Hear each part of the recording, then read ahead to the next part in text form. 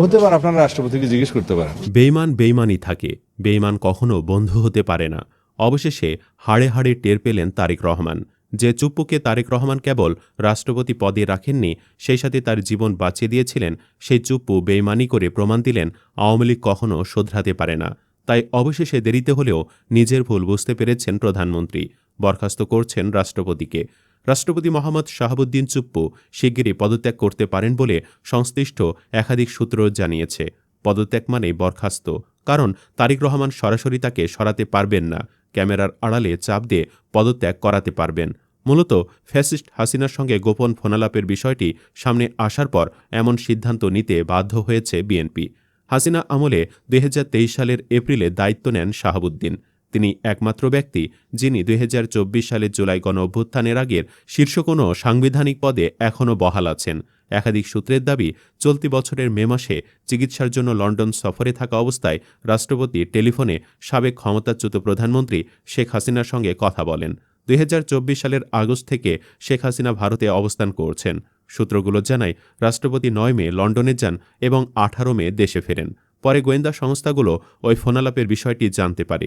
এরপরই তাকে পদত্যাগের বার্তা দেওয়া হয় বলে সূত্রগুলোর দাবি। এমন খবরের পর অনেকেই বলছেন, পদত্যাগপত্র জমা দেওয়ার পর দেশ ছাড়তে পারে চুপ্পু। জুলাই গণহত্যা চলাকালীন রাষ্ট্রপতি ছিলেন চুপ্পু।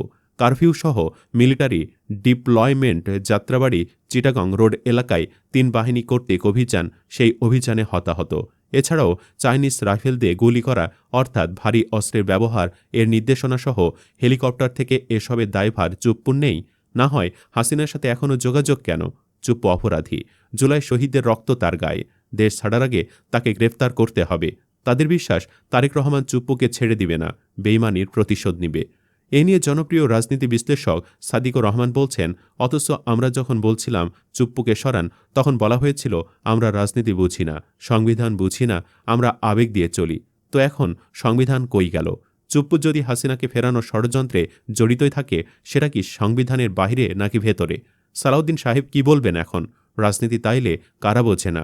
তিনি আরও বলেন, শুধু চুপ্পু না, এই যে ফজা পাগলা থেকে শুরু করে জুলাই বিরোধী যাদেরই বিএনপি জায়গা দিয়েছে, আওয়ামী লীগের যেসব আমলা রেখে দেওয়া হয়েছে এবং যেই সংবিধান রেখে দেওয়া হয়েছে, সবই একদিন ব্যাকফায়ার করবে।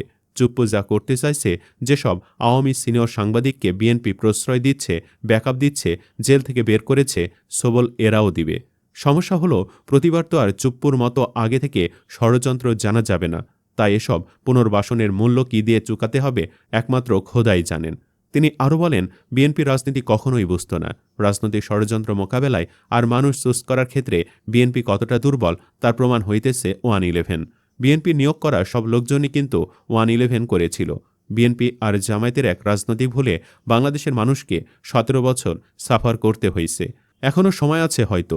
সচিবালয় থেকে শুরু করে সংবিধান পর্যন্ত আওয়ামী এলিমেন্টসগুলো রিমুভ করেন। চুপ্পুকে পাশে নিয়ে প্রোগ্রাম করলেন, চুপ্পুকে পাশে নিয়ে নামাজ পড়লেন। সে চুপ্পুই প্রথম সুযোগে ফোনটা হাসিনাকেই দিল। তিনি আরও বলেন, প্রতিটা আওয়ামী এক একজন চুপ্পুই বিলিভ করেন, যতই দুধ কলা দেন, প্রথম সবলটা এরা আপনাকেই দেবে। আগস্টের 5 তারিখ বাংলাদেশের মানুষ বুকের রক্ত দিয়ে প্রমাণ করে দিয়েছে, আওয়ামী লীগ বাংলাদেশের কোনো শক্তি না। আওয়ামী লীগের সমস্ত আনুগত্য ভারতের প্রতি। যেই আমলা আওয়ামী লীগ করে, যে রাষ্ট্রপতি আওয়ামী লীগ করে, যেই বুদ্ধিজীবী আওয়ামী লীগ করে, সে আজীবন ভারতের, সে কোনোদিন বাংলাদেশের হবে না। প্রিয় দর্শক, বাকিদের মতো আপনিও কি চুপ্পুকে গ্রেফতারের পক্ষে, হাসিনার দোসর হিসাবে তার বিচারের পক্ষে? কমেন্টে জানাতে পারেন আপনার রায়। ধন্যবাদ।